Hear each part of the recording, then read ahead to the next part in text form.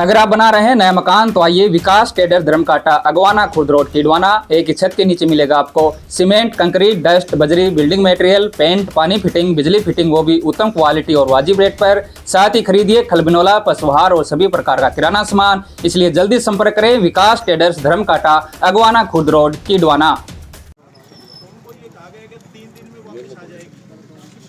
प्रशासन का जो अमानवीय चेहरा है उसके खिलाफ ये पूरा कैंडल मार्च का आयोजन ग्रामवासियों ने किया है और सरकार से और पुलिस प्रशासन से और जिला प्रशासन से उनके यही हम आह्वान करते हैं कि मनीषा के हत्यारों को जल्द से जल्द उनका ट्रायल करके और उनको जो कानून में जितने मतलब हद से ज़्यादा जो सजा है ना वो उनको मिले। ये हम ग्रामवासी जो हैं वो प्रशासन से मांग करते हैं और उस बेटी के लिए श्रद्धांजलि मैं सब ग्रामवासियों को देता हूँ। भगवान से प्रार्थना करता हूँ कि उनकी जो आत्मा है उनको एक श्री चरणों में स्थान दें।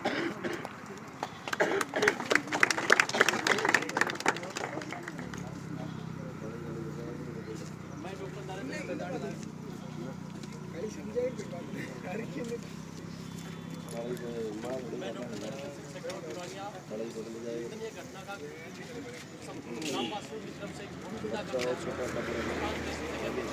अपराध होना एक सामान्य घटना नहीं है।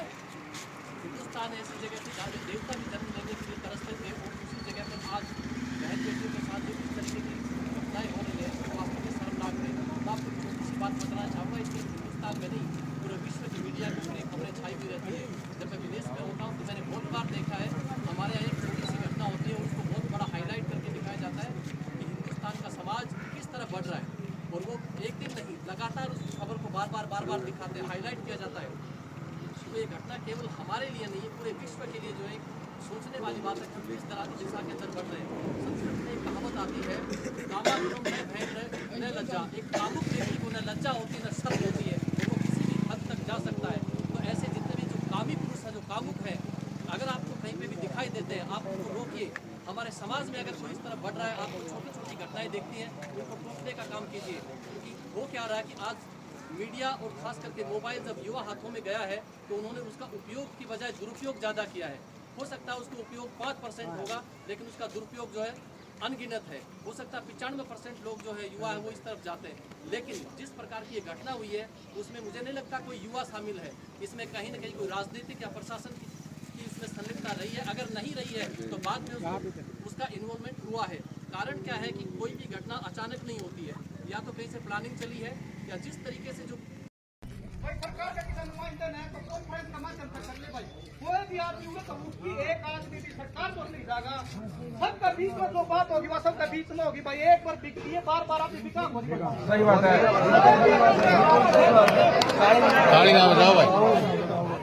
भाई। तारा साहब रहा बालक जरूर सा भाई, थोड़ा बहुत ज्ञान भी है कि धरना भी गए हैं बिल्कुल अपना साथी है बहन 2 बार मार दी भाई।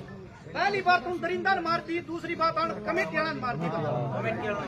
सीधी सी बात सर भाई, कोई भी सुधार दे भाई कमेटी भी बात बनी प्रशासन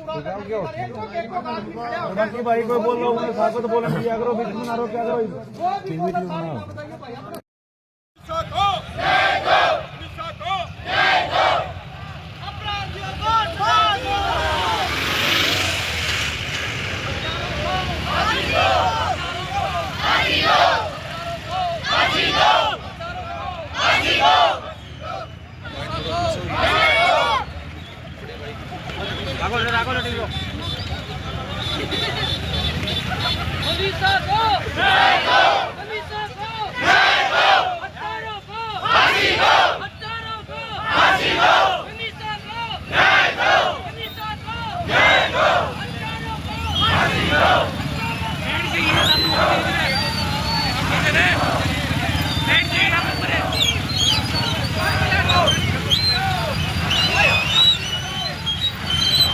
नरेंद्र सिंह शेखावत डुलानिया इस निंदनीय घटना का संपूर्ण ग्रामवासियों की तरफ से घोर निंदा करते हैं हम लोग। हिंदुस्तान जैसी जगह पे ऐसे जघन्य अपराध का होना है कोई सामान्य घटना नहीं है।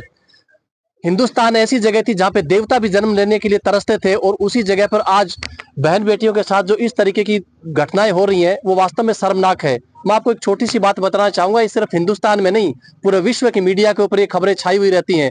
जब मैं विदेश में होता हूं तो मैंने बहुत बार देखा है, हमारे यहाँ एक छोटी सी घटना होती है और उसको बहुत बड़ा हाईलाइट करके दिखाया जाता है कि हिंदुस्तान का समाज किस तरह बढ़ रहा है, और वो एक दिन नहीं, लगातार उस खबर को बार बार दिखाते हैं, हाईलाइट किया जाता है। तो ये घटना केवल हमारे लिए नहीं है, पूरे विश्व के लिए जो है एक सोचने वाली बात है कि हम किस दिशा के अंदर बढ़ रहे हैं। संस्कृत में एक कहावत आती है, कामातुरम न भयम न लज्जा। एक कामुक व्यक्ति को न लज्जा होती है न शर्म होती है, और वो किसी भी हद तक जा सकता है। तो ऐसे जितने भी जो कामी पुरुष हैं, जो कामुक हैं, अगर आपको कहीं पे भी दिखाई देते हैं, आप उनको रोकिए। हमारे समाज में अगर कोई इस तरह बढ़ रहा है, आपको छोटी छोटी घटनाएं देखती हैं, उनको टोकने का काम कीजिए। क्योंकि हो क्या रहा है कि आज मीडिया और खास करके मोबाइल जब युवा हाथों में गया है, तो उन्होंने उसका उपयोग की बजाय दुरुपयोग ज्यादा किया है। हो सकता है उसको उपयोग 5% होगा, लेकिन उसका दुरुपयोग जो है अनगिनत है। हो सकता है 95% लोग जो है युवा है वो इस तरफ जाते हैं। लेकिन जिस प्रकार की ये घटना हुई है, उसमें मुझे नहीं लगता कोई युवा शामिल है। इसमें कहीं ना कहीं कोई राजनीतिक या प्रशासन की उसमें संलिप्तता रही है। अगर नहीं रही है तो बाद में उसका इन्वॉल्वमेंट हुआ है। कारण क्या है कि कोई भी घटना अचानक नहीं होती है, या तो कहीं से प्लानिंग चली है, या जिस तरीके से जो उसका शव का जो शत विकसित रूप मिला है, उससे ये लगता है कि उसने खुद ने नहीं किया। अब अलग अलग एंगल निकल करके आ रहे हैं, उसने सुसाइड कर लिया होगा, उसको कोई जंगली जानवर खा गया होगा। हो सकता है ये घटनाएं हो, लेकिन कोई व्यक्ति अपनी किडनियां नहीं निकाल सकता, अपनी आंखें नहीं निकाल सकता। सुसाइड करने वाला कितना भी बड़ा व्यक्ति हो, कितना ही बड़ा जिगरे वाला हो, अपनी हत्या इस तरीके से, निर्मम तरीके से नहीं कर सकता।